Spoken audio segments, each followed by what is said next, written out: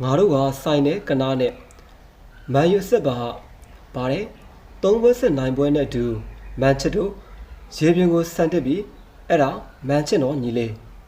sorry ပါဗျာတကယ်ကောင်းတဲ့အထောင်းတွေက3ပွဲကိုမှ900ပဲရှိတာပါ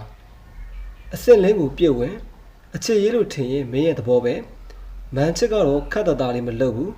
ကောင်းဖေးဆိုတဲ့3သင်းကိုတကယ်ပြင်းခဲ့တာပါစိုက်ကားလေးကနှေးတယ်အရင်မလုံနဲ့လေ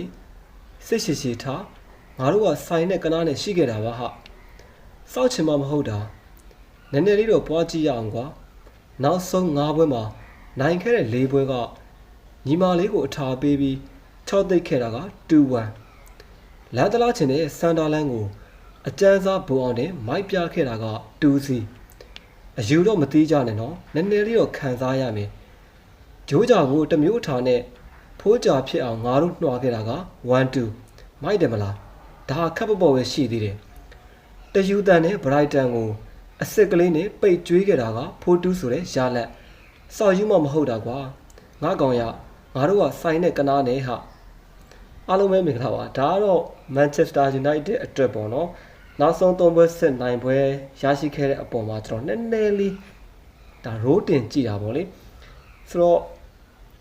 ဘရာသာတို့ကဘယ်လိုမျိုးမြင်ကြလဲပေါ့နော်ဘသူ့ကိုတော့နာစီတာစီဆိုတဲ့ပုံစံမျိုးနဲ့ရေးတာတော့မဟုတ်ပါဘူးတကယ်ကောင်းလို့နောက်ဆုံး3ပွဲစစ်9ပွဲကိုကျွန်တော်အနေနဲ့ဒါနည်းနည်းလေးရိုးတင်တဲ့ပုံစံလောက်ပါပဲ